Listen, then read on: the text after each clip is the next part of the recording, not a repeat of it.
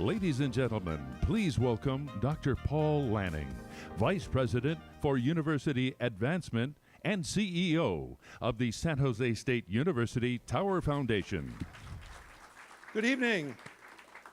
Good evening, and thank you all for being here. And this is an exciting night for us at San Jose State, and certainly for our partners who are here with us tonight as well. Tonight, a year-long series that we hope you'll be a part of throughout the year. I want to thank our sponsors, the Electronic System Design Alliance, for their support, and Team Hogan for making this evening possible. It's an exciting opportunity for us. Go Team Hogan, and thank you to the Alliance as much, very, very much so. As was mentioned, my name is Paul Lanning. I serve as Vice President for University Advancement here at San Jose State, as well as the CEO of the university's Tower Foundation. The Tower Foundation is a 501c3 auxiliary philanthropic organization. We partner with alumni, friends, and industry to raise resources that make possible visions such as this one that we are presenting tonight, a new year-long talk series in the evolving interdisciplinary study of cognitive science and data analytics. San Jose State was founded in 1857 and is the oldest public university in the Western United States. Many people don't realize that, but we've been doing what we do for 160 years. And we're also the only public university in the Silicon Valley. So we occupy a unique niche in higher education, and certainly in the West. For the past 160 years, San Jose State has embodied the spirit of the American dream by providing access to higher education for students from all backgrounds. And we not only tout one of the most diverse student bodies in America right here at San Jose State, but we're also the #1 provider of talent to companies in the Silicon Valley, and we're very, very proud of that fact. Many pioneers in technology have come through San Jose State as students, and we rank them among our alumni that we're so proud of, including Don Beal, the former CEO of Rockwell International, Ed Oates, one of the co-founders of Oracle, Micrel Systems, Ray Zinn, the longest-serving CEO in the Silicon Valley, Omid Kordestani, the former COO of Google and now executive chairman of Twitter, Brian Krzanich, the current CEO of Intel, and even Intel's founder, the legendary Gordon Moore, got his start right here as a student at San Jose State University. And these are just a few of the many, many pioneers in the Silicon Valley that have come through San Jose State, and we continue to produce those every year. The world as we know it today is changing, as I think we all see every day when we watch the news or track what's happening with technology. The lines between what is natural and what is artificial is becoming more and more of a blur. And in the most innovative region in the world, right here in the Silicon Valley, what life will look like for us in 5 or 10 or 20 years from now is a bit of a mystery. And we are wondering today, as we launch this series, who will lead the fourth industrial revolution. Tonight, San Jose State is honored to launch this dynamic series. We invite you all to participate, both those of you who are here in the audience and those of you who are watching on the live stream. And we hope you'll imagine with us what the future is as we look into and dive into the fourth industrial revolution, which is known as the cognitive era. In an effort to make the talk more inclusive, please submit your questions via Twitter. We're using our good friend Omid Kordestani's platform, Twitter, using the hashtag SJSUIR4. Use that with your questions, tag those with that hashtag, and we will have a Q&A session after tonight's presentation. And with that, I want to introduce, without any further ado, the new Dean of the Davidson College of Engineering here at San Jose State University, Dr. Sheryl Armand. Thank you very much.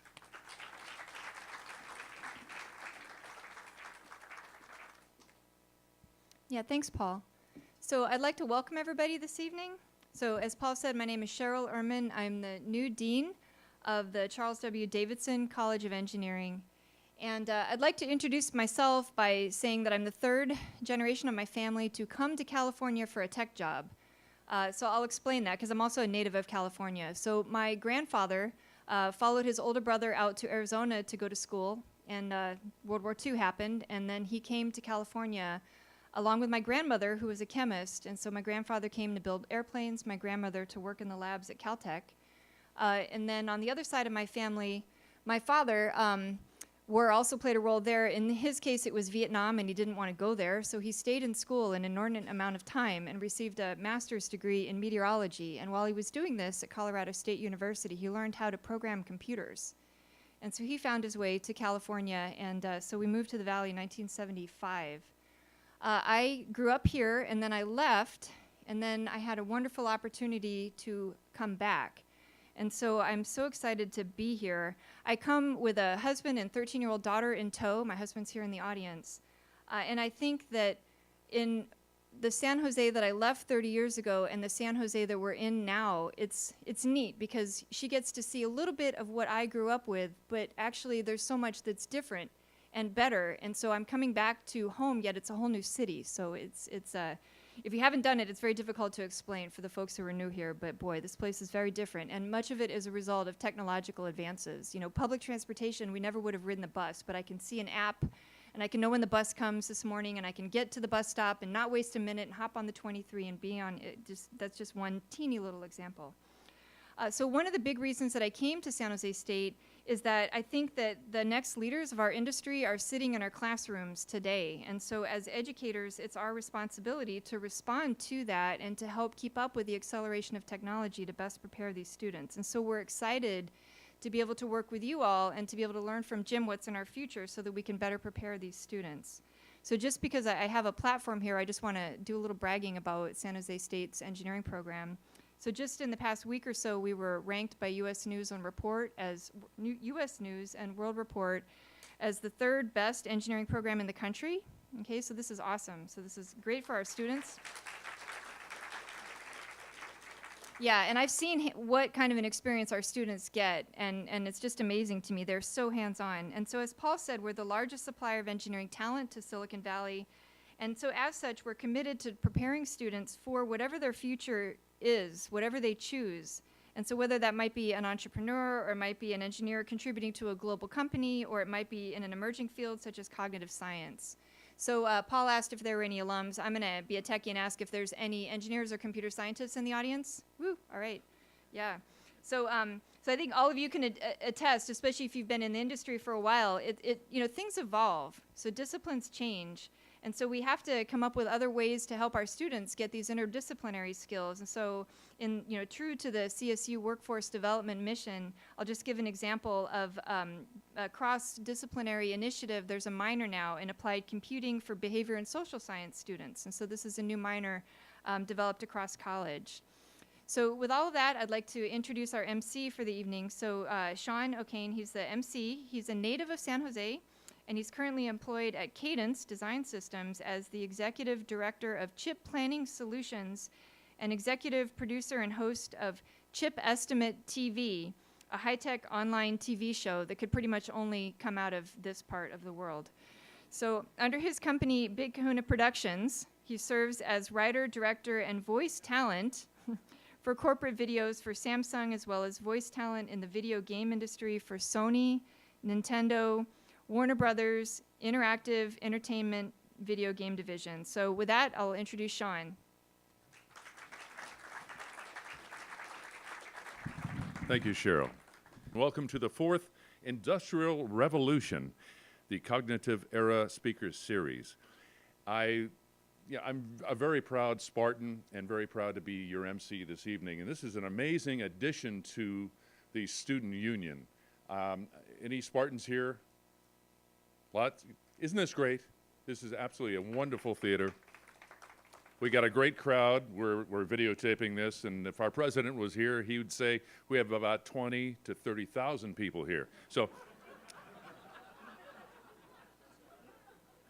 also, I do want to touch on what we're doing with San Jose State. I'm just the past president of the San Jose Dublin Sister City program, and we have a Pat McMahon master's level scholarship program, an exchange program where we bring a student from DCU or Trinity College from Ireland over to San Jose State to finish their master's degree. And then we have a scholarship, we set them up with a job at Cypress Semiconductor, and they internship there, and then they're hired. And they have the choice to stay or go back. Now we're looking to send a student from San Jose State over to Dublin this next year in 2018. In the humanities department. So, pretty good stuff.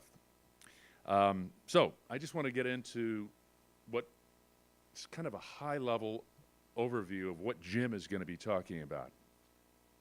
So, have you ever thought about how much the world has changed in the last 2 decades? It's really pretty amazing. And are you aware of the immense change that is happening right now and what's ahead for all of us?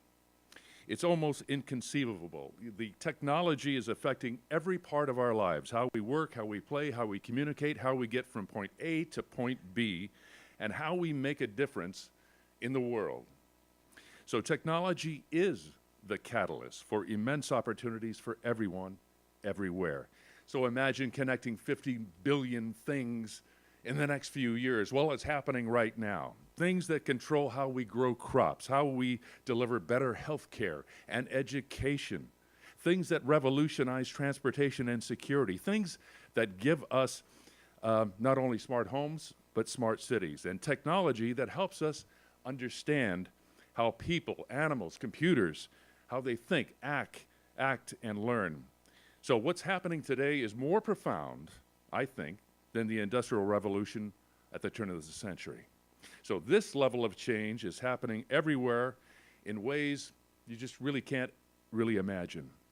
So tonight we're going to talk to some folks that are a whole lot smarter than me about cognitive science and what that brings together, the methods and discoveries from neuroscience to psychology, linguistics, philosophy, and data computer science.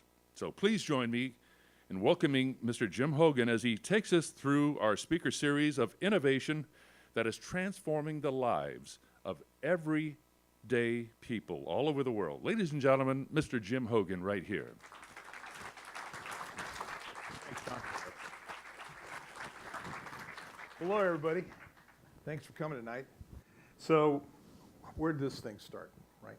So it was just about a year ago. I was offered an opportunity to go down to South America, and the reason I actually had U.S. Commerce pay me to go. So you guys paid. And IEEE, so if you think about that, know anything about my grades when I was here, that's pretty funny. But, you know, the idea was I was supposed to go down and talk about entrepreneurism, right? So to prepare for that, I started thinking, well, what's the message? And basically, I was on this sort of, you got to build a knowledge worker, everybody's got to get a college degree, you got to start building this, and you just can't rely on mining tin or copper or gauchos out in out in Argentina someplace. And so, but I'll tell you, the first speech so I left on November 3rd. I got there on November 8th, first speech. And everybody just asked me, what the hell happened? Why is Trump your president? Whatever you think about Trump, put that aside for a second. But, I couldn't go anywhere. And they, I was really surprised, actually, how much they cared about it, right?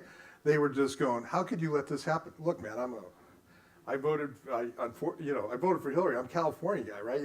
So you can't blame me. But obviously, there was something going on in our society that a lot of us didn't understand, right? There's people displaced. There's a real backlash, and so that got me thinking. And so I started thinking about this topic and trying to put my finger on what was really going on.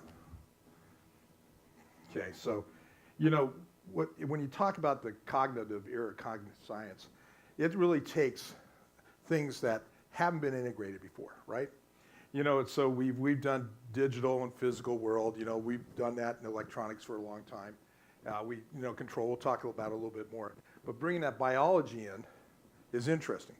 Now, the digital part sort of controls the biology now, but the biology will probably control the digital soon enough, right? And that has all kinds of ramifications. Kind of scary, rise of the machine, all that stuff. And so when I give this talk, I get people really mad at me because they're saying you're promoting, technology. Let's talk about that for a second. So we'll talk about the first couple in revolutions. We'll see in a slide or two. But if you think about technology, it ensured that we were housed, that we could defend ourselves. The first one, the agrarian revolution, 10,000 years ago, allowed us to create a society of people that were around for longer than their period of reproduction. The first enhancement to that was the grandparents thing. Your grandparents were there. They have knowledge. They were able to pass it along. The kids had somebody they could scramble to and not get hit, right? Sort of just like it is now with me and my grandkids, right? So I walk in, they're all fighting, and I just give them each a 20, and everything's cool. And but it's always been about what we do with the technology and how we improve the human condition. So don't fear technology. Don't fear innovation.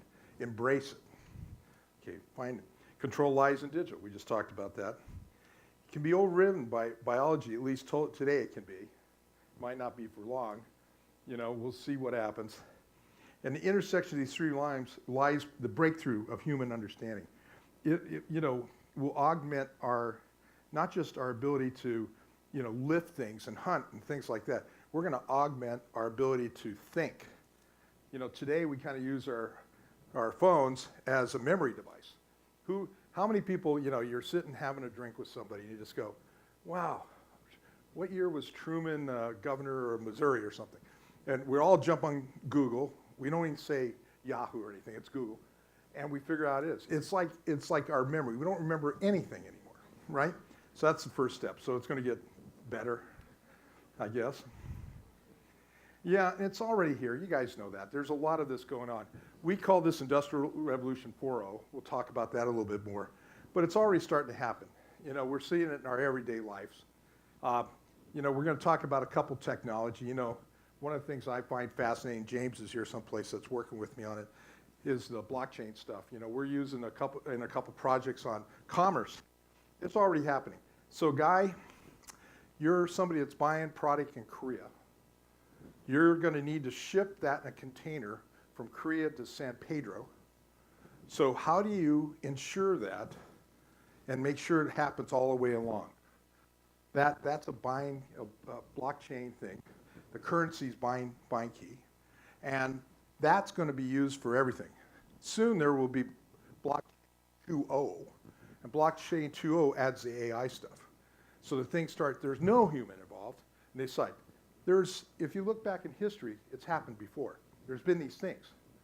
So in the 1400s, the Venetians, always guys that knew how to make money, said, okay, we invented the letter of credit. So I could issue a letter of credit, talk to somebody in North Africa, and ship a boat full of wheat to Venice without exchanging currency, or hard currency. That was great because the pirates wouldn't rob you anymore, right? So these things help along the way. So there's precedent. This isn't the first time this has happened in the human evolution of culture. How big is this opportunity? 2020, right? There's 4 billion connected people, right? I don't know how many people are in the globe these days, 7.5 billion probably, something like that. So about half the people have access to interconnect something, right? The revenue opportunity is a couple $1 trillion, $4 trillion. We throw numbers like that around. Well, the Congress throw a number like that around. That's a lot of money. $1 trillion is a big number, and 4 times that is even more. So again, I didn't get the best grades at San Jose State. So here's the thing. This thing is going to be apps crazy. This is kind of the revolution that cell phones brought us, is that the apps are easy to do. They don't take a lot of capital. And if you have knowledge of a vertical, you'll do an app. And it's kind of interesting. Think about phone apps, and I'm going to have to excuse myself to get a water here pretty soon. But those phone apps, there's 5 guys that do it. They do it for $500,000, and Google buys one of those a day for $20 million. No, there's no hardware. It's just a software. Usually it's, written in Python, because it's not even like coded in anything, right? So these apps are just going to be numerous. Okay, embedded systems. Embedded systems are happening almost guarantee you, every car you guys drove in tonight, there's 60 computers in it, and there's a lot of software doing things. There's probably a lot of software you don't want to know what's doing, right? And then gigabytes, right? 50 trillion. That's probably already been exceeded. To tell you the truth, I got a couple examples where we're looking at data sets of 50 terabytes, right?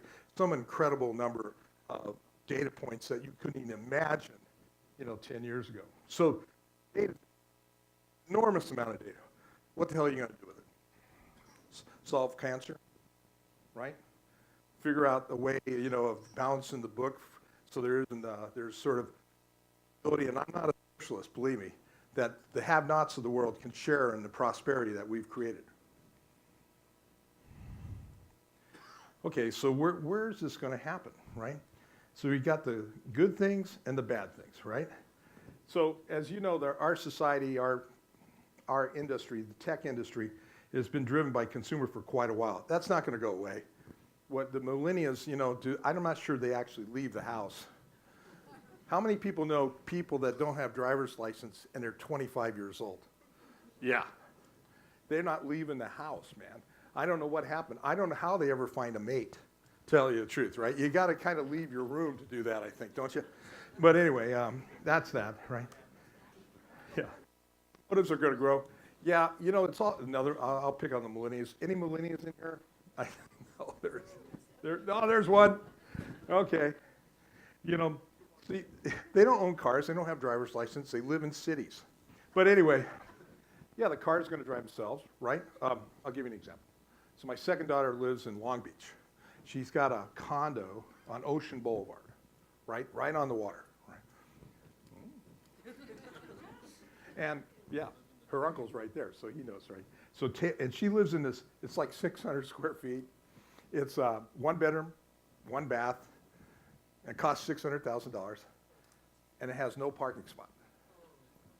And so they're building all these condos in Portland. It's this way too, but in Long Beach, they don't have any place to park the car. So you got to park your car on the street. Public parking. It takes you an hour and a half to find a parking spot. A long time, right? And then once you get that parking spot, you ain't moving, right? So you go down there, and I drive a pickup, right? So there's no parking spot for me. And so I just usually park on somebody's lawn. It's just easier. Cops show up in a couple days in Long Beach.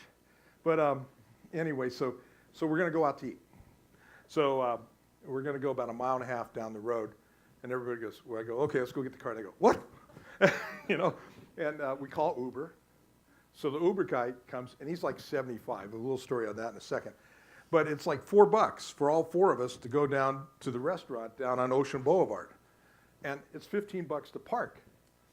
And then it's $4 to come back for all of us. So that's $8, right? So that's a lot cheaper. So anyway, so I'm thinking, man, this is the way life is going to be? Holy cow, this is what the urban life's going to be? I guess so. Quick comment on the guy that was driving the car. So he's got a new Civic, kind of nice car, pretty reliable car. So he's driving for Uber. He's also driving for Lyft, and he's doing Amazon Prime deliveries. And he's like 75 years old. And I said, wow, you got to drive all over town? He says, hey, dude, I only drive like 1.5 miles. I'm just going up and down Ocean Boulevard all day. So there you go. There's that one. Logistics. Honestly, I had to kind of think about this one for a minute because I don't know what the hell, I actually don't know what it means.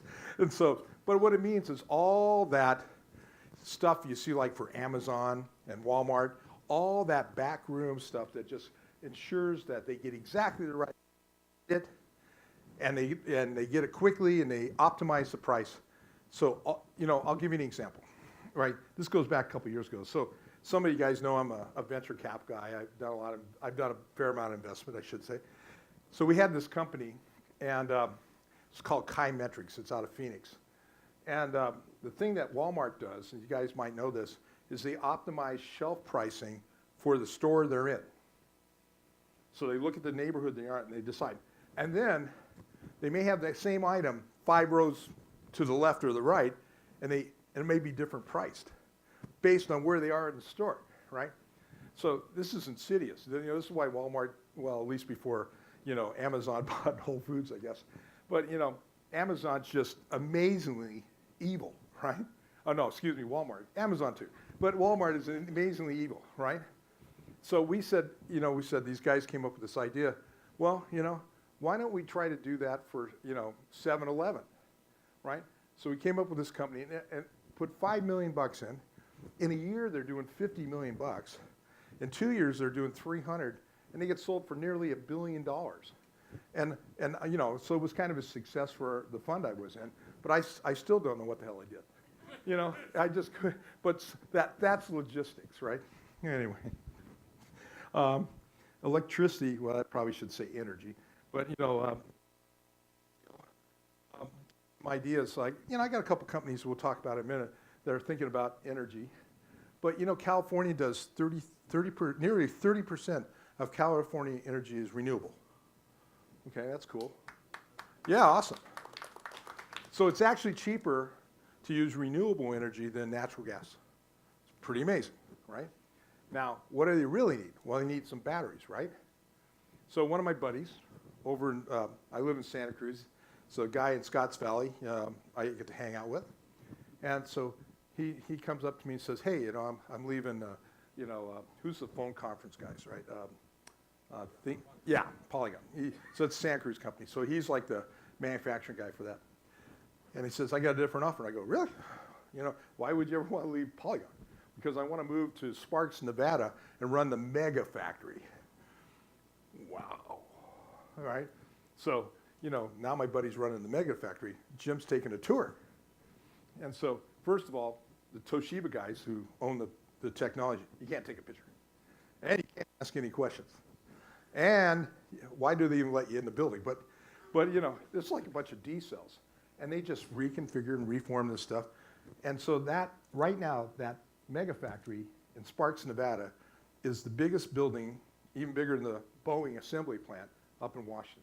They're going to build 5 of those things in Sparks, Nevada. I mean, where are the people going to live, right? There's going to be 7,000 or 8,000 people working there. So that's the mega factory, right, or gigafactory. But they're going to build 5 of those around the world. So it's going to be pretty soon we're going to see the price drop on batteries.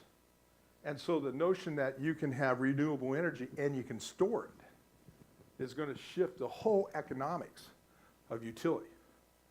So that's pretty cool. That's going to happen. Telecom, yeah. Anybody got grandkids in here? Right, great, cool. So my oldest grandkid's almost 16. She's had a smartphone, I think since she was 8, right? And so I'll give you a story. So I couldn't get my Bluetooth working for some strange reason on my truck, right? And I'm reading the manual, and so I'm down to pulling the fuse on it and doing a hard boot that I saw on YouTube. And so I'm desperate, right? I'm going to do a hard boot on the phone, or rather on the Sync product in the Ford. And so I got to pick her up at volleyball. And I said, hey, I'm having a problem with this. And the thing won't let you mess with it when you're driving, right? So we stop at a stoplight. Bam, I got Bluetooth. She fixed it in like 30 seconds. So, goddamn, I got tech support now. So these guys know everything, right? So anyway, and I kind of think of myself as a technologist, right? So I was kind of surprised, and humbled by my 15-year-old granddaughter who knows how to use the Apple way better than me. Aviation, so the ones that are below this are kind of the obvious ones that are going to kind of die out. The sort of ones that if you're living in Houston right now, you're not doing too much of it, like chemistry, for example. Okay, so I was trying to put it in this thing, right?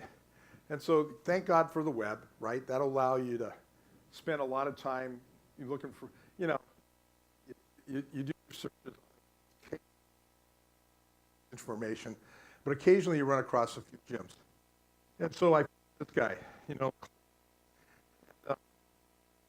Germans been talking about this for a while. Which kind of slowed me down for a while. But, they've been talking about this Industrial Revolution 4.0 for a long time. And when I saw it and read about it a little bit, I said, that's it. That's what we're experiencing. And we'll talk about the ones that preceded it. But every time you have one of these disruptive sort of things, it has all kinds of impact in terms of societal things, cultural things, right?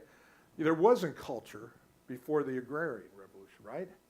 We'll get to more of it in a minute. But these, if you have a chance, you want to read more, this Worldwide Economic Forum on Industrial Revolution 4.0 is a good resource. And anyway, give it a look. But, you got to admit that guy's a poster boy for this stuff, right? I mean, we got to put him on the label of everything, right? I'm thinking we should put some T-shirts with him on it, right? T-shirts are coming. Okay, some obvious things, right? You're being all the time, right?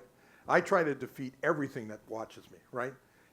Every search, I backtrack, kind of. go through, I try not to leave any footprints anywhere. And, I don't want anybody to find out when my search.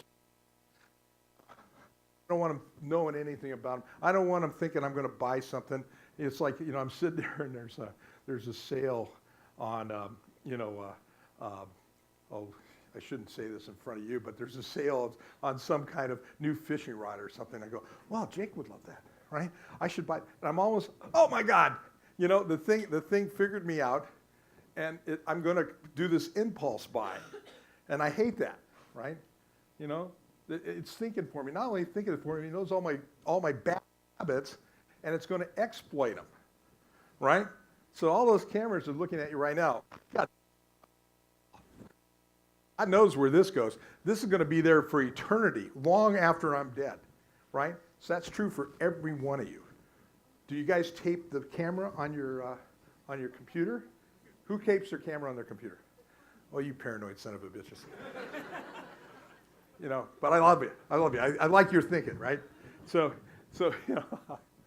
I'm on a lot of conference calls because I do some stuff in Europe. So you're up early in the morning, and typically, I'm there in my shorts, my slippers, a beanie, and a T-shirt, and I generally got my old bulldog next to me, and he's ugly as hell, and it's usually a Skype call, so I defeat the video on it, so they can't see me, and I put a picture of her up, and just say they're always happy to see her, they're much more so than me, and then I'm thinking to myself, it's God help me if Skype ever has smell, because that damn dog farts the entire time we're on the phone. So it's just a matter of time. It's just a matter of time. You know who he is too, my bulldog Meatball. Employment outlook. Look at this. We'll talk about a project that I'm working on here in a minute, and you'll be surprised by this. If you're a clerical person, that's gone. That's gone in the next 5 years, right? If you're an insurance salesman or something, when's the last time you actually talked to your insurance agent, right? There's some office someplace in Santa Cruz. I email them occasionally, I get a phone call, but I haven't been in there in 10 years, right? And we do everything online. Even if you have a claim now, you take your smartphone out, you take a picture, you send it to the claim office, they send you back something. So this whole clerical thing is just going to go dead. Well, no surprise. Like, we talked during the Trump campaign, we heard about, guys making air conditioners in the Midwest and the Rust Belt. We heard about guys, in Detroit losing their jobs. When I was a kid, I lied about my age. There used to be an assembly plant over in Milpitas, the Ford assembly plant, right? So you couldn't work there till you're 18, so I lied about it. And that summer, my 17th birthday, after high school, I worked in the Ford assembly plant, so 12 hours a day, I was throwing spare tires and pintos, right? God, can't that be replaced by a robot?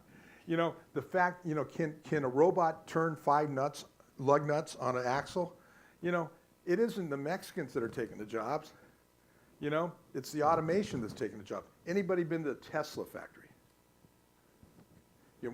Chris is here, yeah. So one of the nice things about when you buy a Tesla, you get a tour of the factory, right? And so I went, but the first time I went as an 8th grade kid from the high school in San Jose, right? And they were building GTOs and Chevy pickups when I went. And the reason they took us all there, because they figured we're all going to work there, and not go to college, like we were talking about, right? And so that I hadn't been there in a few years. It's been a while since I've been in 8th grade. But there's just the robots. And the funniest thing about the robots, there's all these robots, right? And every one of the robots has a Solyndra property tag. You guys remember Solyndra? It was like a mile down the road, $400 million. Obama took it in the head for that one. I know about 3 or 4 partners at USVP that got shot about it, And so that guy, he bought all those robots for nothing, 10 cents. So you go in to the line of the Tesla factory, and there's this big old spool of aluminum, right? Big old spool, tall as this room, right? And they go, that's going to be the body panels. And they go, I'd like to see that, right? And so they go, well, we got these stamping machines, and these stamping machines are as big as this room, because they're stamping frames and fenders and that kind of stuff. I said, where'd you get those? He said, we bought them in Detroit for 1 cent a pound. So they're popping them out, man. And so you just look at it. And I walked, we're walking around the factory. And, there's guys doing injection mold machine stuff, plastics and things like, never heard of that before. So the only thing they brought in the factory pre-assembled were tires. That was it. They built everything else in the factory. Wow. And the motors were wound upstairs. So you saw the motors coming down. You saw all these guys, all engineers. They're really engineers, not assembly people, put them together. Because at that time, popping them out quite as fast. But anyway, manufacturing, that's the first thing that's going to happen. Now, for us, for society, what do we do about those people, right? Look, the guys I know that worked at Ford for 40 years, are reprogramming those guys to be computer hack guys. God bless them. But, those guys, they weren't into math, right? They weren't into, what are we going to do with those things? What's our responsibility to them, right? And, the libertarian side, well, laissez-faire, right? Quick comment on that, right? So I'm a limited partner in this thing called Teton Fund. So some of you guys might know the guy that runs it. His name's Don Lucas, kind of a famous guy, my boss for a lot of years. And so I'm in it, and I go, and there's all these Hoover Institute guys, and we're talking about, this is during the housing crisis, and the guys from the Hoover Institute show up because there's always a talk at whenever you have the limited partner meeting, and they go, well, the housing crisis, right? We should allow laissez-faire, right? And if you just let those guys forfeit their loans, the market forces will adjust and everything will be cool. Dude, have you ever known anybody that lost their house and the disruption that took place on their lives, right? And they're not bad guys. They're not mean people. They're just philosophically, they believe in this laissez-faire stuff. Look, I'm with them. But you have no idea the impact in terms of humanity. So we're going to be faced with a lot of problems like that.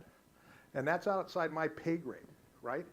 So when we talk about cognitive science at the university, we got to talk about it in the inclusion of behavioral science and psychology and everything else. It's just not a hardware problem, okay? Sorry, it sounds like I got off my political statement there. Oh, yeah. There they are. I don't think, see that guy with the beard in the front? He's never worked. Get him out of there. He's a music teacher, right? Okay, well, we got to have music teachers. But there's sort of this thing, we see the politically now, right? We'll talk about medical care here in a second. Is it a right or do you earn it kind of thing, right? No one cares if it doesn't cost anything. There's no right, I give it to everybody, right? If it doesn't cost anything, what, God, give it to them, right? So what chance do we have of making things like healthcare cheap and affordable? Well, we got a thing called technology. We'll talk about a couple examples here in a second. Okay, inequality. Hey, before we came on, and I believe, well, this is my feeling. So, I'm not a Democrat. I'm not a Republican. I'm that other thing, right? I'm an independent. So that just means our vote doesn't count for shit, right? Especially in California. But with that said, though, I think Constitution's like religion, right? You don't mess with the Constitution. Well, turns out you can mess with the Constitution, and some people want to do that. But you can't have a strong republic without a strong middle class. That's what the university done, right? That's what I look at San Jose State, and for that matter, the California State College system. And we take kids that, students, I should say, students that all intents and purposes might not have a chance, and give them the opportunity to participate in the American dream and join the middle class and be good taxpayers, right? But, you guys have seen this. The wealthiest people are getting wealthier. The poor people are getting poorer, and it's rotting out the middle class. That's not good for a society. It's non-sustainable, right? So what's the highest leverage thing you can do to try to counter that? My opinion, education. It's not always the panacea for everything, right? but it's a very highly leveraged thing we can do. So Sean might have mentioned this. Sean went to San Jose State. You know, I went to San Jose State, right? My lovely bride went to San Jose State. My brother-in-law Steve went to San Jose State. My sister went to Humboldt State. We all went to these state schools because we didn't have any money. And we're all kind of middle class now, and got grandkids we're sending to college in my case, and so we got to keep that middle class going. Otherwise, we deteriorate into something that's less than a republic. Okay, I don't want to see that. So I'm going to do personally. I'm going to do everything I can to try to offer whatever I have to try to make not allow that to happen.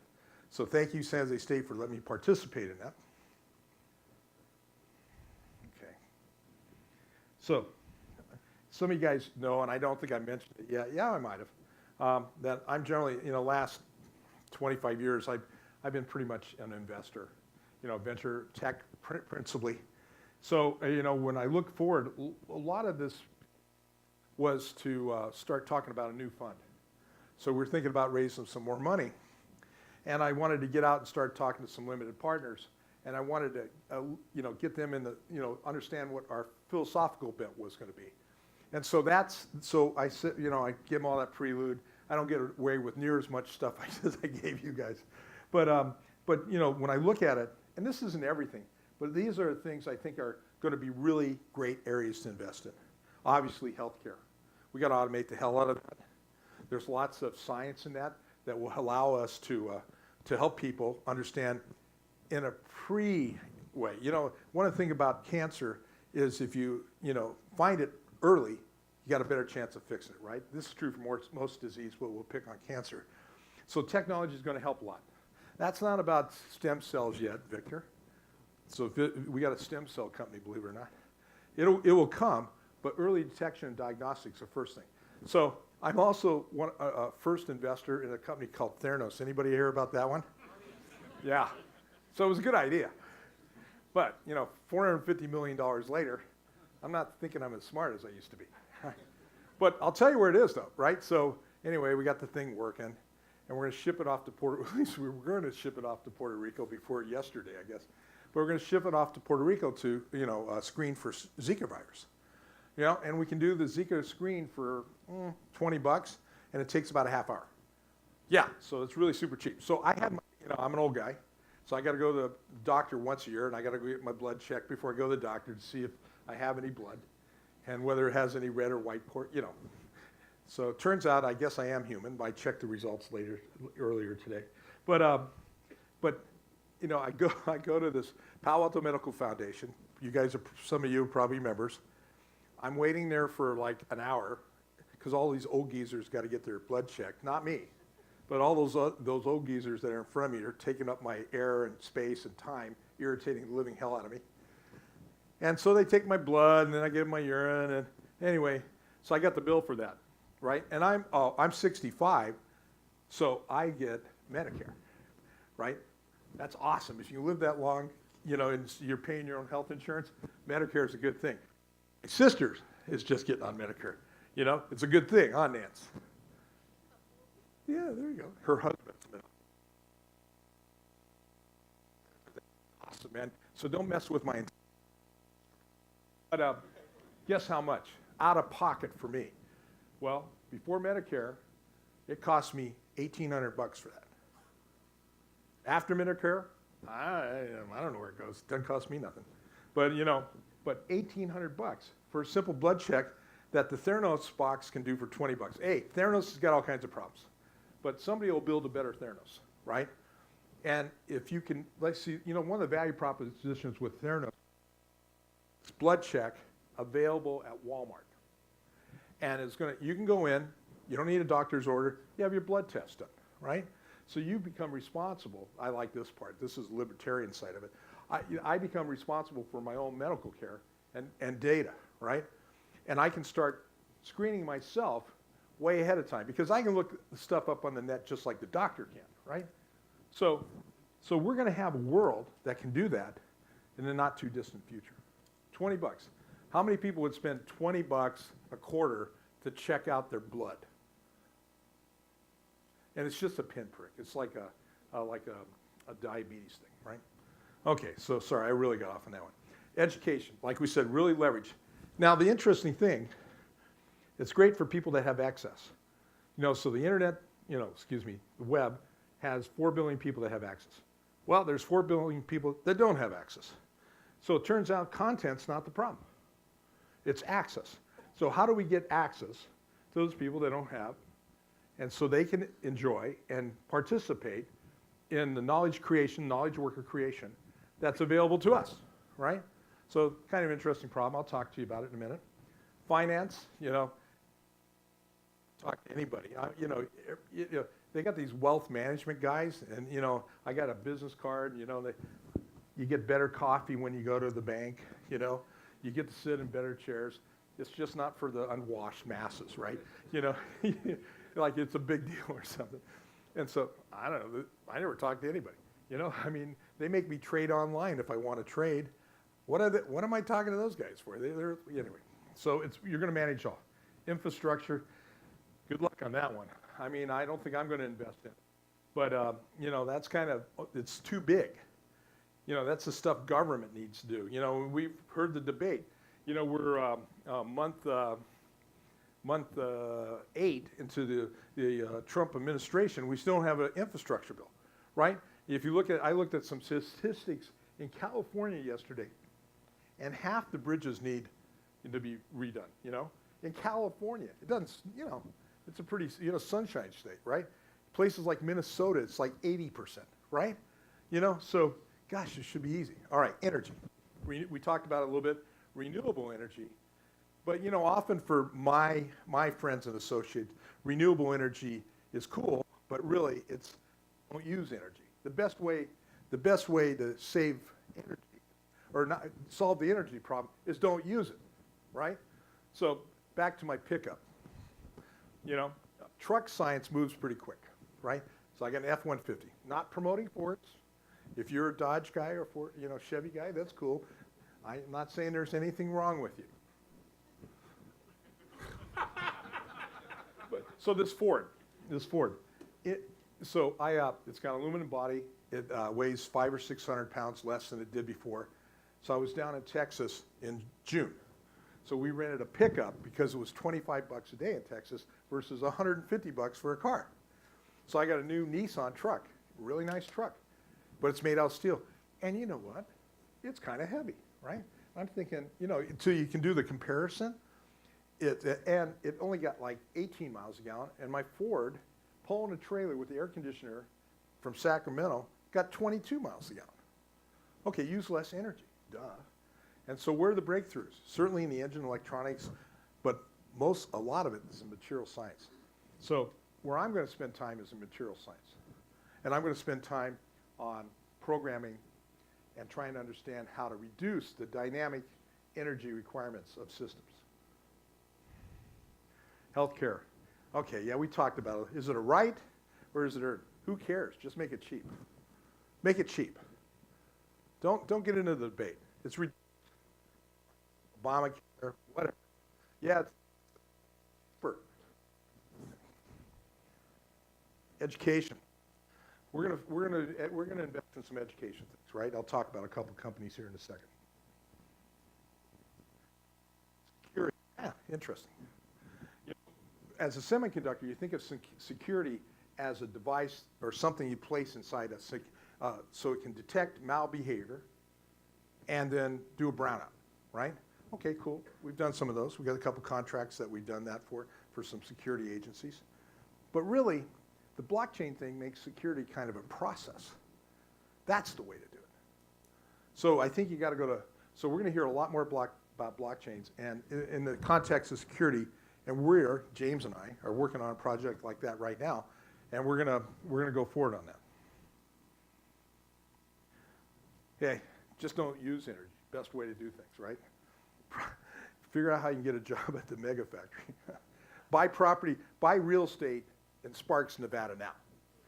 Yeah, I don't know if you guys. So I follow. Everybody's got Xylo, right? So just go look at Reno, and just look at the trend, and it's nuts. You know, whoever thought they'd ever want to live in Reno? Nobody, you know. But there's going to be people flocking to Reno, man. And the price, it's going to be like Silicon Valley. It's crazy. All right, so along those things, remember I'm doing this for trying to convince people to give me $100 million to go off and spend it on some stuff. So Victor's company's right there at the top. It's a stem cell company. I got a couple other microfluidic diagnostic systems. That's what Cellmax is. Theranos. And then on the education stuff, the one thing I like, probably bring you guys spend a little time on. Don't have much more time to talk, but it's one on the bottom. What it is, it's a web-based thing that you can haul around. So we have an operating system that supports all the web stuff, all the server stuff, all the cloud stuff, but localize it into a small cloud. Oh gosh, isn't that just a disk drive? Well, you got to have that software layer to make it look like it's like a server farm, right? So you say, well, what kind of market's that? Oh, I'm cutting out. Oh, sorry, you guys missed the last half hour, I guess. But what we did is we built a couple of these things, went off to Africa, and our partner was HP, and with HP we sold 200 of them like last week, right? And so they're putting the Khan Academy stuff on and that kind. So plenty of content. So these things get shipped to these small classrooms. Remember, the teachers aren't all that certified either. So you send that information, they run their little mini cloud, and the kids have all the content they need. So we're going to bring, the collective we, are going to bring everything together. This security, Amita is a company I have in DC that builds this device inside a semiconductor, kind of an FPGA device. And James's company is the one that's below that. That's the blockchain one. On energy, we're doing, I got a company called Diaz in Southern California. Drew's right here, Sonics. He has a thing called the EPU that we're selling pretty well. And I have a threshold voltage company in England. That's SureCore. So those are the things I'm working on. Everybody needs a set of tools. Every one of these things has been set as tools. You give somebody a tool. I have an attraction of tools, right? I got some archaic tools. I found an archaic tool. Our grandpa used to be a truck driver, was a truck driver, and used to deliver gravel up in Woodside and stuff. And as a kid, I found a pre-European axe head up in Woodside. And I look at that thing. In fact, I left it in the car. We were talking about it. I was going to have this great pitch for you guys today, but I forgot it in the car. I'm too lazy to go back. But a tool can provide you so much. It provides your needs, right? So we're all about tool makers. There's a lot of theory that says our brains got bigger with tools. We ate better because we had tools. We had more protein. Our brains got bigger. We got smarter because of tools. And so it's all about every era has a new set of tools.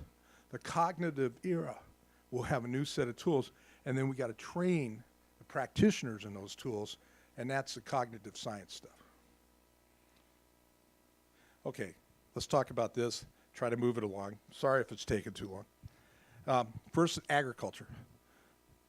People started settling. A lot of people thought it was, I've been reading things recently that says it's more about climate change. It was when the glaciers retreated, the grasslands allowed people to be more sedentary. They could stay in a valley. They could feed themselves, right? They didn't have to be nomads. And that sort of led to agriculture. And agriculture led to families and tribes and things like that, states eventually, right? So that was the first big one, And then it was only 10,000 years later that we saw the great mechanical industrial revolution, UK. So if you look at the population during that time frame, it doubled in the UK.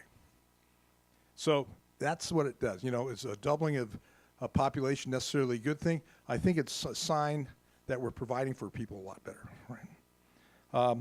Electrical, like this is Henry Ford, right?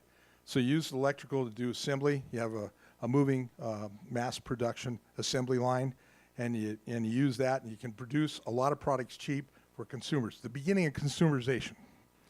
Electronics, by the way, this is when I came on the scene. I graduated in 1969, and it's hard to believe, but in my lifespan already, my career, we've seen the span of the first electronic devices, the first microprocessor-based devices, PLMs, things like that, where we started controlling things real time and starting to use those in manufacturing in a span of, 40 years or so.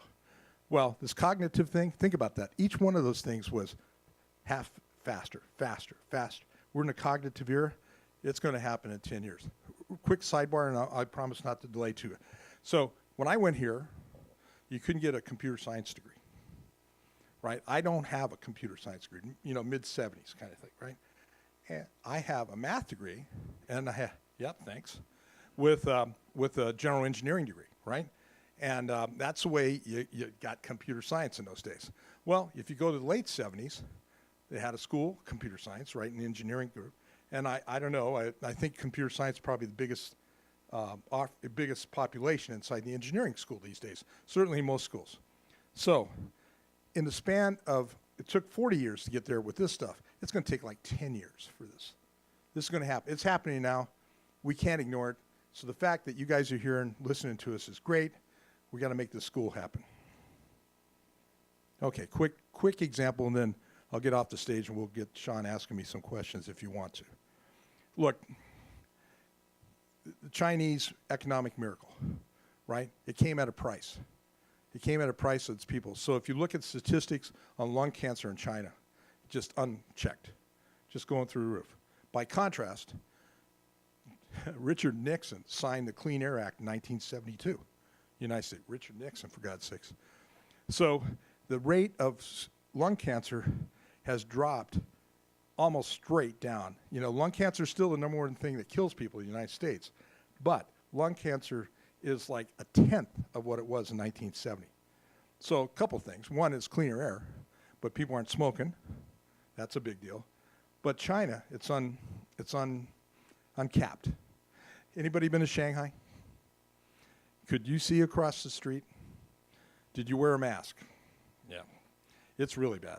I couldn't even see across the street. I mean, I feel bad for those folks. So what did we do? Well, some of my friends are imaging experts on mass stuff, for semiconductor. So we got together and said, hey, I bet we can figure out where tumors are if we can look at the MRI data. So where are you going to get MRI data? Well, you go get the MRI data from National Cancer Institute. They got 1,000 patients in there. It's 4 terabytes. So you go, okay, what's that cost? Well, that costs $25. And then we moved it out to the AWS cloud, $25. Ordered up 1,000 computers, $25. For $75, we were able to train the system and started crunching it down with the LCD images from the National Cancer Society, 4 terabytes. It's so cheap. Volumes of data. I mean, I can run that AWS thing all day long. I might spend another $25 to get it faster. And then the big thing, and we'll talk about this. It's not so much what comes out of it. We think the value is in the training data. So once you establish the topology of the network and you have the training data, that defines the domain and the vertical. So I think a lot of the things we did, like if you think back to the ARM days, we did Artisan, the standard cell stuff, it's going to be like that. And the business model should look something like that as well, for those that are familiar with that. So here's a picture. So there's the lungs. We train the system to look for that odd little thing in the middle. So that's you try not to get false positives. Talk to you about something else here in a second. And then you go 3D. And once you go 3D, you can start spinning it. And you can really take down the false positives. Okay. So some of you guys know my wife died of cancer. So I'm always reading stuff about it. And so I read this article, and it said that abnormal vascular growth was sometimes a sign that there's a tumor growing, obviously, right? It's kind of obvious that you got to feed the tumor, right? So I said, hey, let's train the system to look for abnormal vascular growth. So we did. We found some. And I said, this is the beauty of, I don't actually have to do any of this stuff. I just got to say, hey, why don't we look where it terminates? So that gets me on the patent. Sorry. So I said, well, let's look where it terminates. And they go, oh, yeah, that's an idea. So we looked, damn, found a tumor. So we're starting to be able to class tumors and get better at finding them a lot faster. So how long did this take? So this took like 20 minutes, you know? It's not like I got to wait 6 days for my result from my radiologist, right? So I'm going to put the radiologist out of business, you know? Yeah, you might have 18 years of school, dude, postgraduate kind of thing, but I got a machine that is smarter than you. And oh, by the way, don't tell me how it's going to be bad if it's handcrafted and all that crap. I want to know if I have cancer or not now, not 6 days from now. And has anybody ever had to wait for results from MRI? And you're just going to go, well, yeah. And I was waiting for 6 days because I have kidney stones and there was a little lesion on my kidneys. And they said, well, that could be cancer. Well, thanks, man. You know, yeah, and you could be an idiot, right? But, so I'm waiting. And so this was over Labor Day weekend a couple years ago. She's in Texas. No one's around. I'm going, great. I got 6 days to wait and find out if I have cancer or not, right? Because this guy's taking a 3-day weekend because we're in Santa Cruz and goddamn, we only got one radiologist, right? Why can't we ship this off to Palo Alto? Anyway, so better yet, let's get a machine like Amit's actually got the idea from Amit because up in Canada, they ship the images around all over Canada because there's not enough people in any one place, right? So his ex-wife, it was a radiologist, so that got me thinking about, let's look at these images, start shipping them around. So we built this bot. And so the bot would say, okay, great. So what did you do next? Well, we only got 1,000 patients. We need 1 million patients. Where do they have 1 million patients? Veterans Administration. So away we go to the Veterans Administration. And everybody hears how bad they are. Yeah, bummer. But man, they got a lot of data, right? So we got the data. So we're going to teach this thing even better. So somewhere along the line, I'm going to sell this bot. And, if it makes money, great. If it doesn't make money, well, okay. But I'm not going to wait 6 days to find out if I got cancer or not. Anyway, sorry on that one. Oh, yeah. So edged, you start out on the edge. You take data. You measure the source, right? Lots of data coming in. Use the cloud. Cloud's infinite. And then you use whatever computers you have on there, and you'll be able to find these cancer cells instantaneously almost, right? So that's just one app. Remember, there's 25 million apps coming. That's one app. Thank you. Okay, Sean. Huh? I want you to sit down for a sec. And we're going to open it up to some questions here. And I know I spoke with some people earlier that wanted to step up. Anyone? I know Mr. MJ.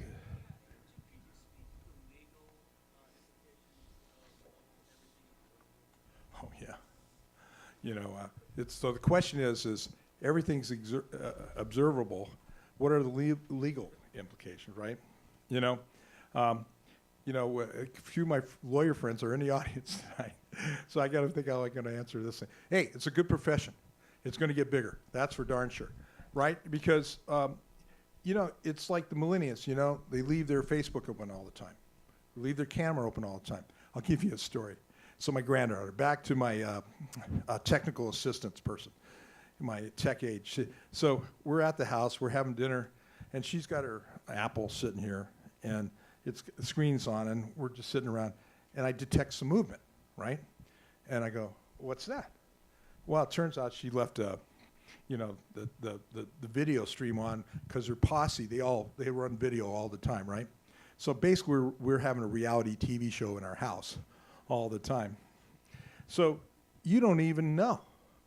So the legal ramifications, you got to challenge these guys. And you can't, the federal government's got to be the guys that help us, certainly on the broadcast side.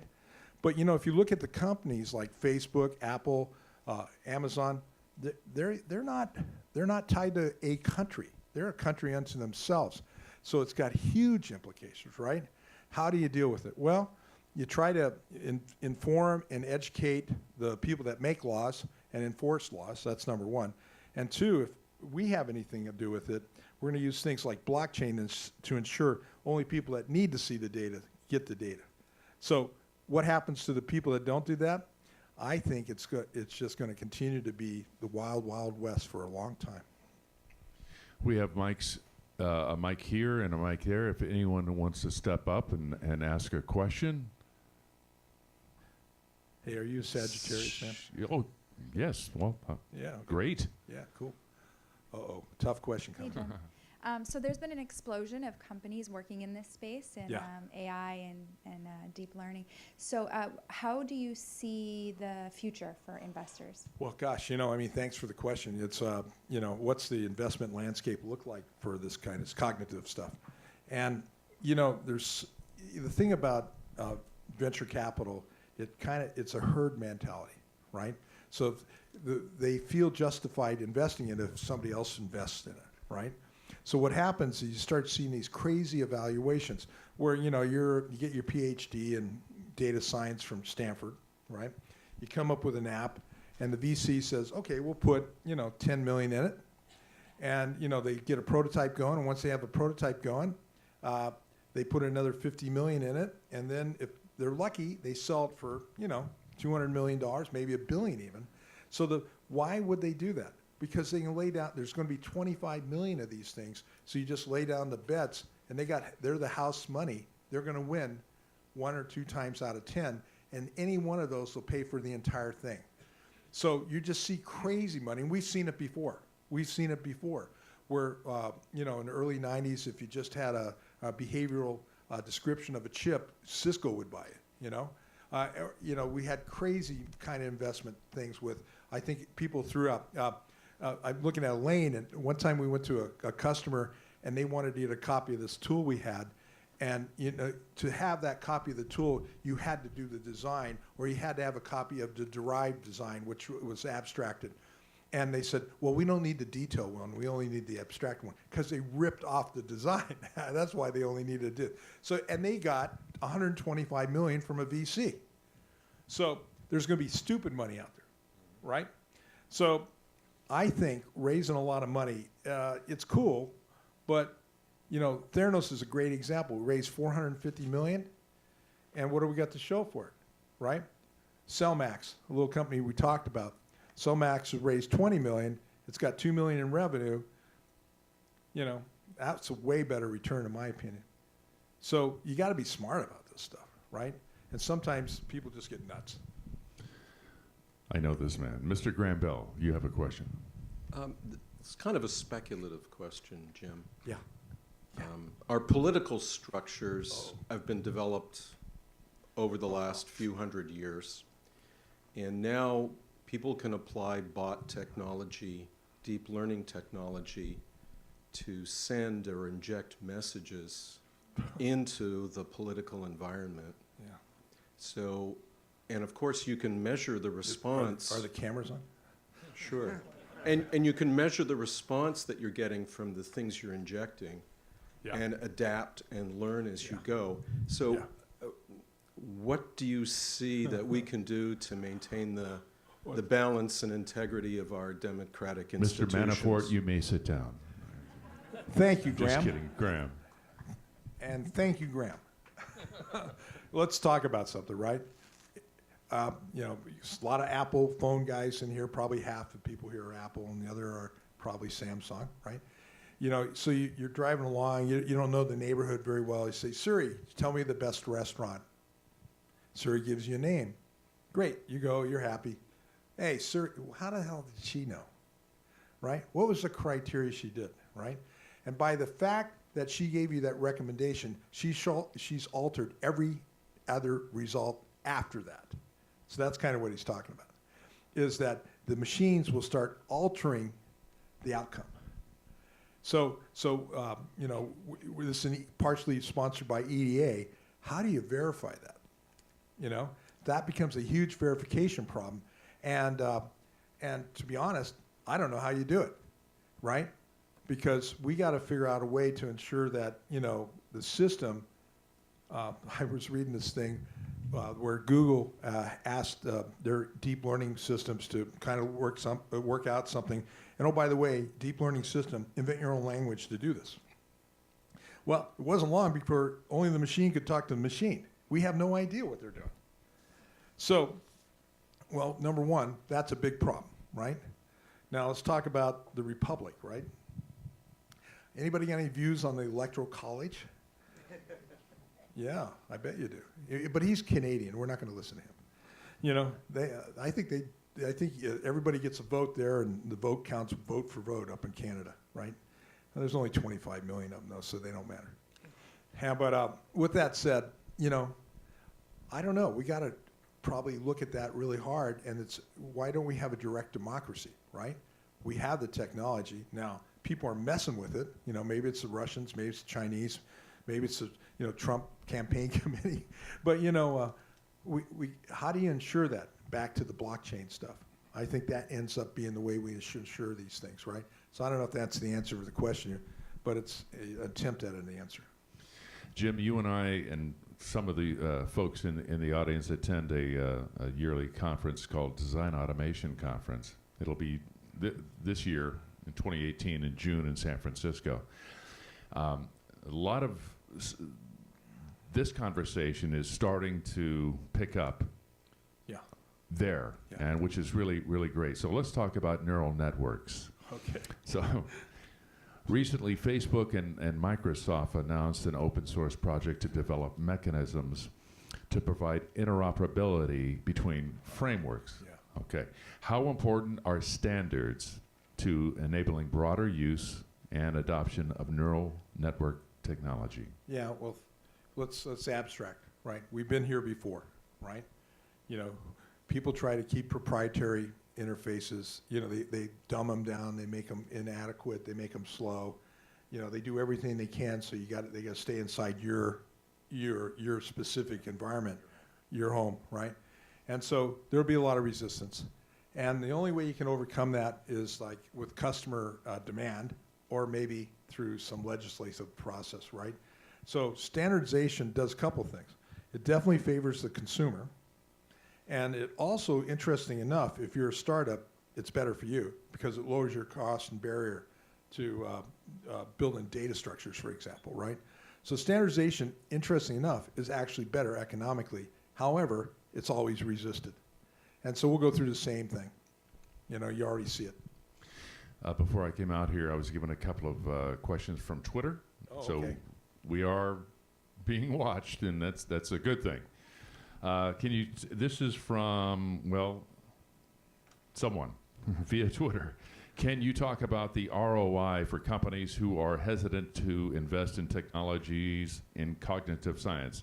In a recent McKinsey report, companies are hesitant to invest.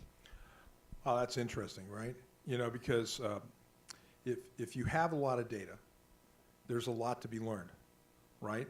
And so I think, you know, it takes a little vision and a little courage to take the leap of faith. However, you're rewarded pretty quickly.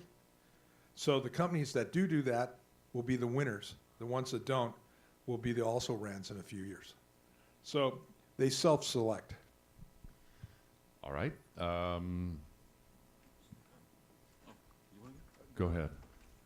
Okay, hi, Jim. Hey, this is going back earlier on in the conversation about the people who are going to be displaced by all this technology. Yeah. What are we going to do with those? Like, education is not for everybody. No, it's true. Manufacturing can occur everywhere in the world, right? Yeah.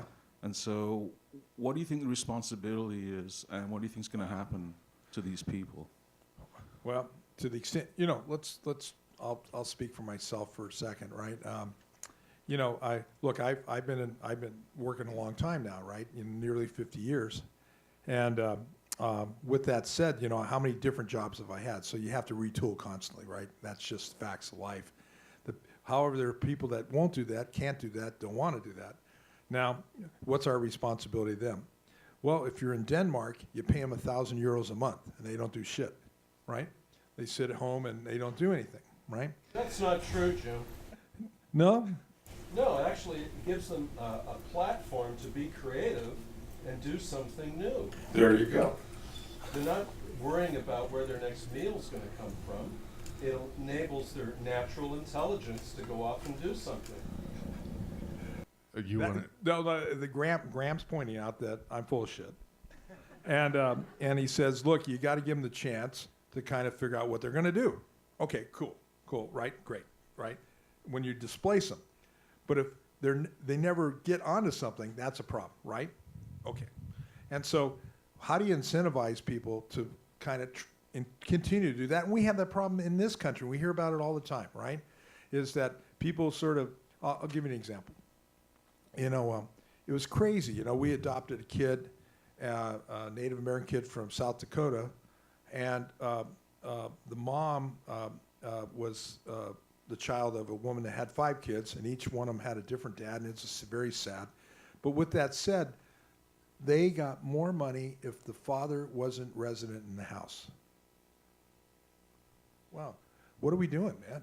You know, we're institutionalizing something that they'll never break out of. And I'm not putting the people down. Don't get that, man.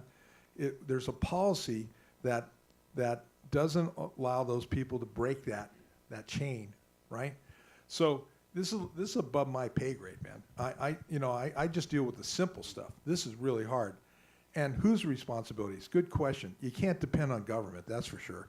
So you got to figure, we got to do it ourselves. Okay, back, the number one highest leverage thing we could do is give them education. So that's kind of what I always come back to. That's my answer, right? Just high leverage, educate them, prepare them for the world. Okay, sign up for cognitive science, and you'll have a good chance of being part of the middle class. That's a good thing. Anyway, sorry. Well, no, that was, I want to just kind of dovetail Sure. on that last question, is think about the coal miners Oh, that, you know, the folks that wanted to make America great again and made a decision, okay? They Yeah. need to be retrained.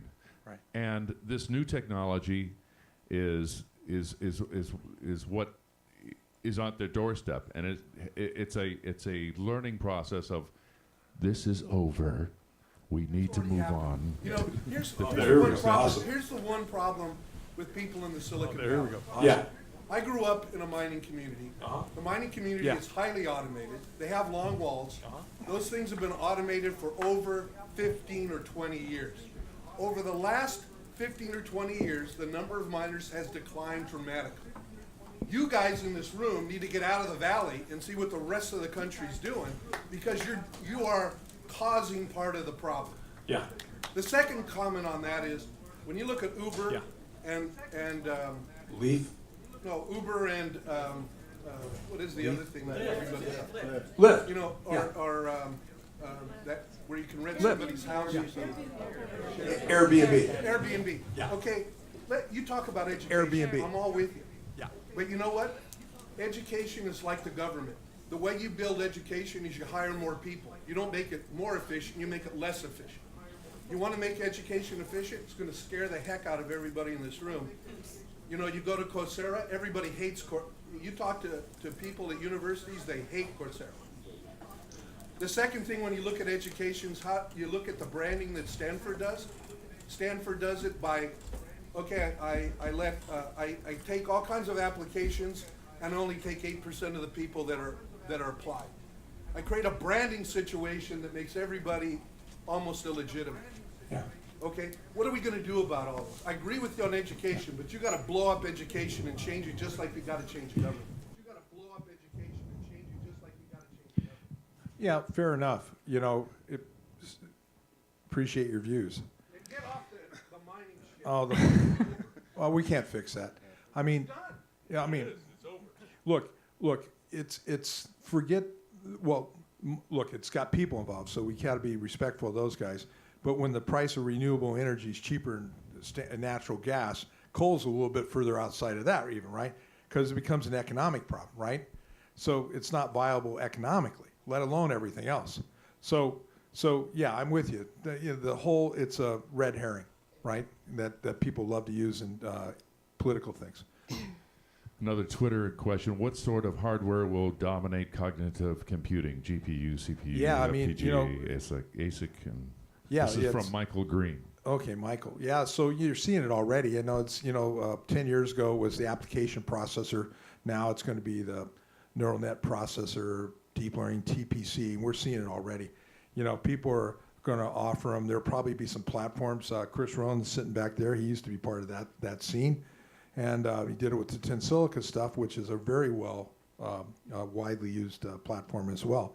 So with that said, there will be platforms that emerge. Will there be, interesting enough, will there be enough volume for a standard product kind of thing, right? I don't know. So you'll see system companies like Apple and Facebook, Amazon build their own hardware. They in fact are, right? You earlier spoke about radiology and so radiologists versus AI.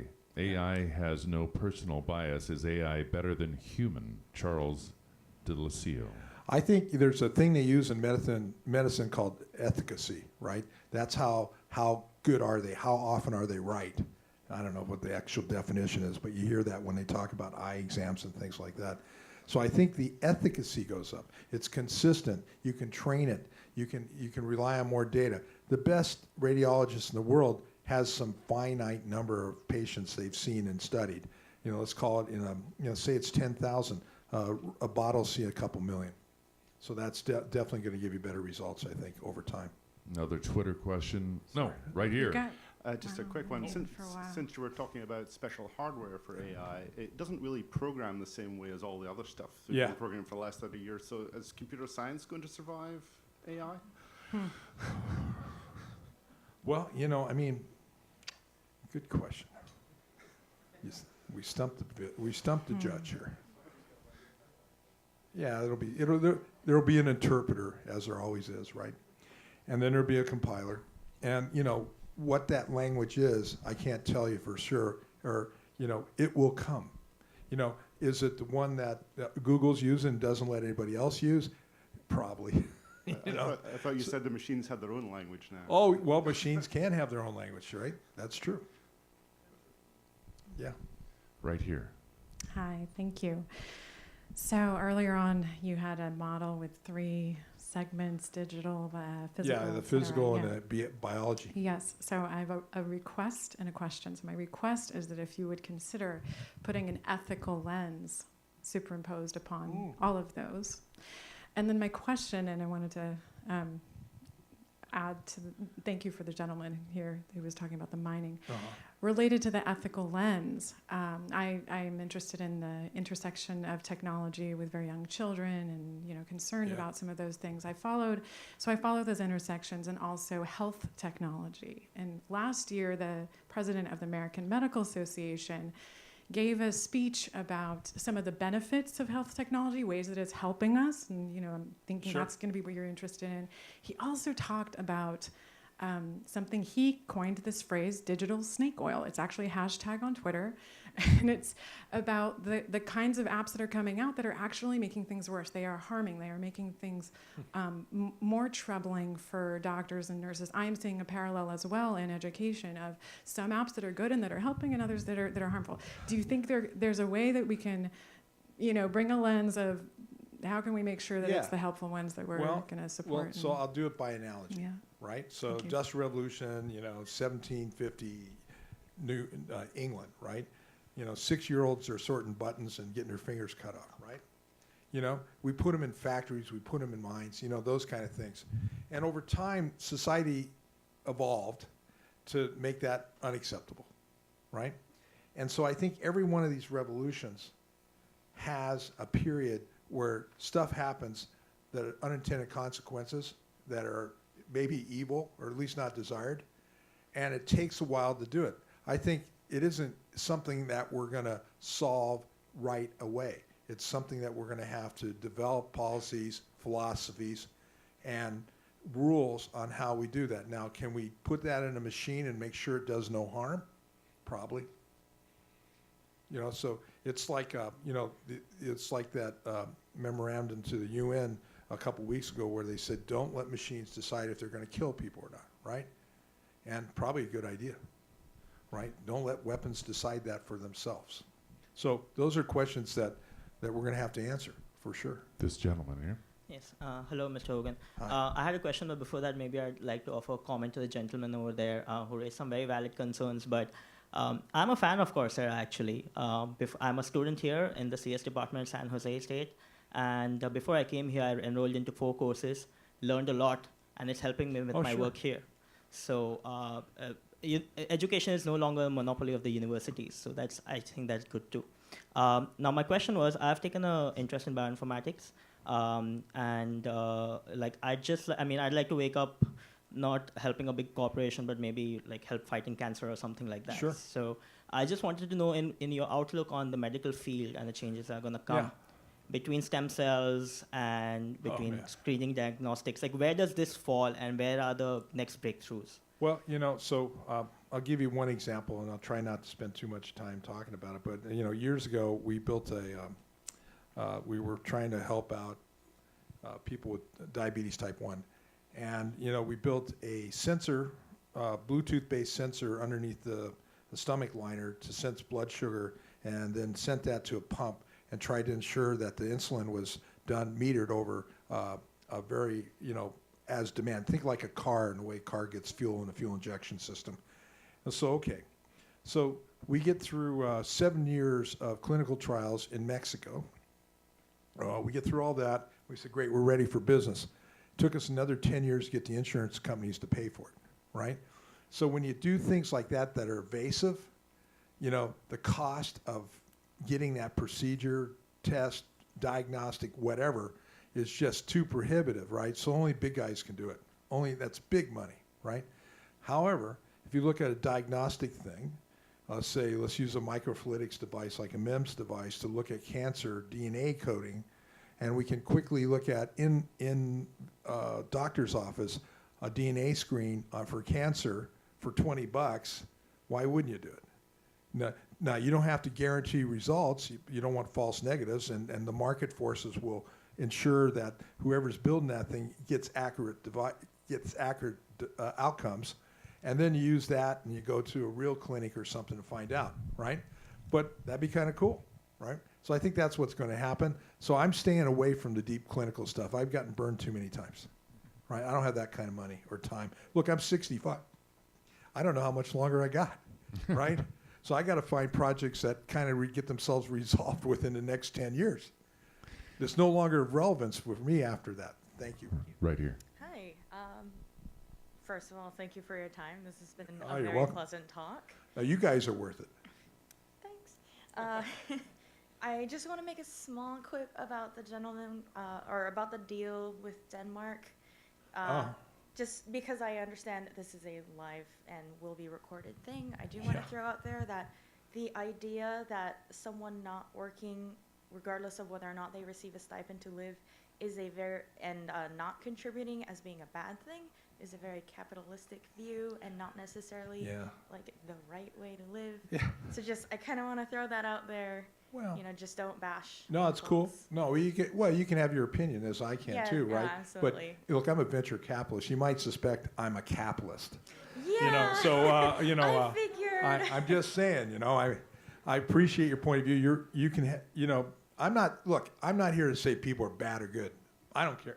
I honestly don't care about that, right? I want to see where money's used productively, because money is a scarce resource, as is time.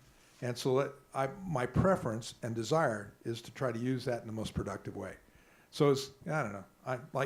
I'm not running for office. Totally fine. It actually kind of segues really that's nicely cool. into my question. So I am a graduating student hopefully in the spring of 2018, and if everything You might goes want to well. move to Denmark. Sorry, Thinking keep going. about Keep it. going. Keep going. Seriously thinking about it. But regardless, I was wondering if you had any kind of advice for those who are graduating or will be graduating soon about how to approach and embrace this cognitive era. Because frankly speaking, in my 4+ years of education here, I haven't actually heard most of the company names that you mentioned. No. I'm aware that there's this cognitive era coming because it's something I personally have been studying myself, but it wasn't taught in school. Hey, Chris, tell her about your website, will you? Chris has got his website where he's tracked a bunch of these guys. Did you guys hear that? Cognitive Ventures? Cognite Ventures. You can see this gentleman after the show. No, so Chris's website. Chris Rowan, right? Yeah, Chris Rowan. He's got a website where he's gone, and done a lot of work in Crunchbase and elsewhere to identify all these guys. So what is there, 300 on there that you got? Yeah. Sort of the 300 top startups Yeah. through Yeah, so whenever I really have a problem, I get a question like that, I just go to Chris's website because Chris did all the hard work. Thank you, Chris. Did you have any general advice aside from Yeah, just looking I into do the actually. I mean, incentives? I think you're young. You're going to live a long time. Okay, everybody, anybody that was born in the last 20 years is going to live to be 100 probably, right? And the number one thing you need to do is just go out and experience things, right? So there's no really right answer. Like when I graduated from college, the right answer was go to work at IBM or HP, right? Right. That answer doesn't exist anymore. So the right answer is go gain as much experience in life as possible and just over time define your own direction. I know that's not real hard things and there's not a roadmap, but there isn't a roadmap really. So the best thing to do is go try it out. And if you don't like it, quit and try something else. And go to his website too. Oh yeah. All right. Just repeat Chris's website real quick. Chris Rowan's website. Go ahead. Cognite Ventures. You can spell it out and you can see Chris right after. We'll be sure to. Yeah. When we blog on this, we'll put it out there, right? We got one more question here, Okay. and then we're gonna wrap it up and have a drawing. Okay, thanks. Okay. Yes, sir. Yes. Hi. So going back to the ethics question Yeah. that was brought up, there's philosophy departments and humanities departments Yeah. that deal in this area. Yeah. Why do you think instead of like working together, the engineers and or sciences, STEM, instead of working together with the knowledge that we already have in those humanities departments, like, do you think it's something that could happen in the future, that intersection, or is it going to keep declining, do you think? No, I think actually, maybe I didn't make myself clear. I think it's a cross-disciplinary thing, right? So the School of Cognitive Science, wish we had or wish we get, it's not just hardware and software. It's not just engineering. It's behavioral science as well, right? And so yeah, I mean, the humanities are going to be deep in that, right? So actually, it's good segue. Vishal's sitting here in the front row. Our next topic is on that. Our next speaker topic, right? So we want to explore that, and yeah, but I'm probably not the best person to talk about it. Just be honest with you. So I don't want to think that if we implied that, I'm sorry. We want to try to be embracive. Okay. Thank you. Thank you so much. Before our drawing, I do. Wait, Saeed, one more question. One more. Thank you. Talking about ethical part of this cognitive revolution, I don't actually think of it as ethical. I think of it as survival, because Charles talked about how many coal miners lost their job to automation. When autopilot of trucks rolls in, 4% of people in this country are going to lose their job. Yeah, good paying right? jobs, actually. Good paying jobs. So when this rolls out, and you said it takes only 10 years, we're going to lose a very substantial number of jobs. This thing happened in Germany once, World War II, where people didn't have food to eat because they didn't have jobs. Sure. We got Hitler. Yeah. Right? We got Trump. But yeah. So it's going to get a lot worse, right? So I think it's our responsibility in the Valley, where we are rolling out all these technologies. Yeah. We're not going to survive it if we don't care. Yeah. Yeah. Thanks, Saeed. Yeah. He's running for office. No. Well, anyway, I'm going to sign off and let the people that our hosts come up and say a few words. I appreciate all your time. You guys hung with me for 90 minutes or something, pretty long time. So that's a long time to be talking. I appreciate you attending today, and I appreciate your comments, even if you don't agree with me. And hopefully you can see the power in this series, and I would encourage you to continue to participate. Thanks for coming, and I'll turn it over to Sean. Okay, thank you so much. I just want to, I do want to thank some of our sponsors: ESDA, Electronic Systems Design Alliance, Team Hogan, San Jose State University, and their production team. All these folks did an amazing job, really. And please go to the website. So, Sheryl, will you help me with the drawing here? I know it's, yeah. Jim, did you want to be out here too? This is for a Camus Napa Valley Zinfandel. Oh, yeah. Here.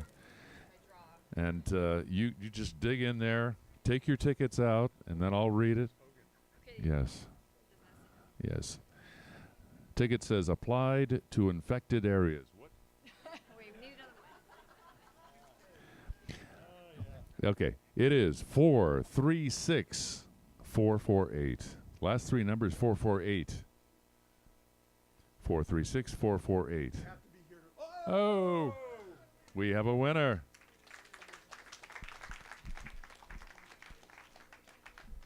I went to graduate school with that person. Oh, it's a ringer. Thank you, Jim. Stay right here. I really appreciate your time because, you know, I learn every day from you, and I learn from the audience, and it's all about humanity. It's human, you know, the nature, and all this technology is great, but without being real and being authentic and being human. Real, man. I know. For Mr. Jim Hogan, my name is Sean O'Kane. Thank you so much. We're going to do this again in October.